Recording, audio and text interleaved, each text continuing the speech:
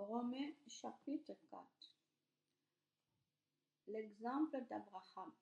Maintenant, est-ce que nous allons dire sur Abraham? Qu'est-ce que nous allons dire sur Abraham, notre ancêtre?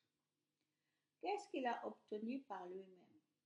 Si Abraham a été reconnu comme juste à cause de ce qu'il a fait, il peut se vanter, mais pas devant Dieu. En effet, voici ce que disent les livres saints. Abraham a cru en Dieu, alors Dieu l'a reconnu comme juste en tenant compte de sa foi. Quand quelqu'un fait des efforts pour recevoir une récompense, il la reçoit. Ce n'est pas un cadeau, c'est quelque chose qu'on lui doit. Supposons au contraire que quelqu'un ne fait rien pour recevoir une récompense. Cependant, il croit en celui qui rend juste le pécheur.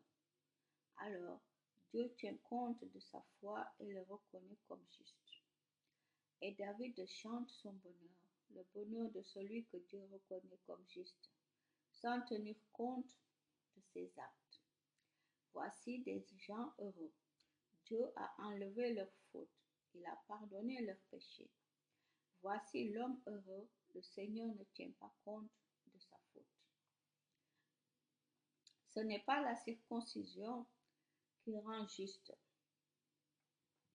Est-ce que le bonheur est seulement pour les Juifs? Ou bien est-ce qu'il est aussi pour les autres peuples? Nous avons dit, Abraham a cru en Dieu. Alors Dieu l'a reconnu comme juste en tenant compte de sa foi. Mais quand Dieu l'a-t-il reconnu comme juste? Après sa circoncision ou avant? Non, pas après, mais avant. Avant d'être circoncis, Abraham était juste parce qu'il croyait en Dieu. Ensuite seulement, il a reçu la marque de la circoncision. Celle-ci montrait que Dieu le reconnaissait comme juste à cause de sa foi.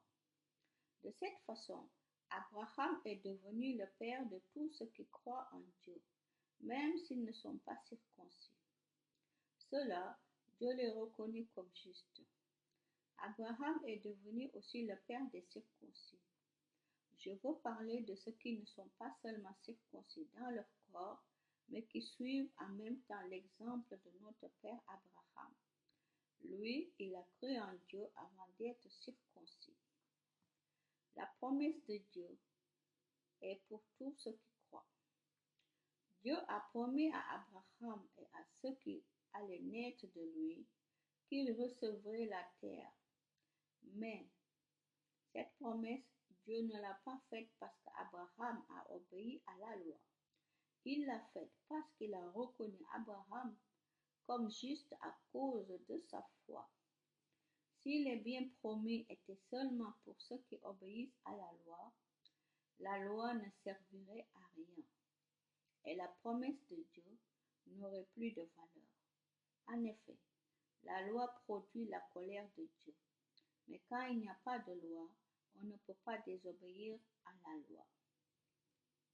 Pour cette raison, c'est en croyant qu'on reçoit les biens promis. Et c'est vraiment un don gratuit.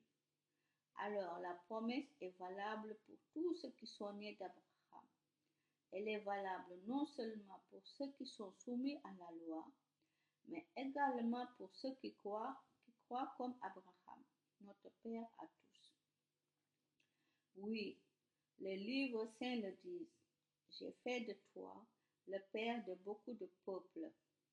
Abraham est notre père devant Dieu en qui il a cru. C'est le Dieu qui donne la vie aux morts et qui appelle à exister ce qui n'existe pas encore. Il n'y avait plus d'espoir et pourtant Abraham a espéré.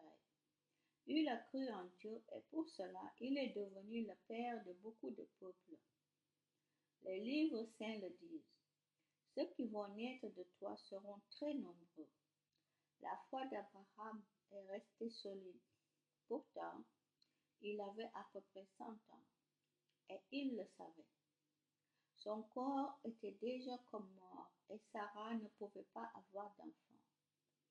Devant la promesse de Dieu, il n'a pas manqué de confiance.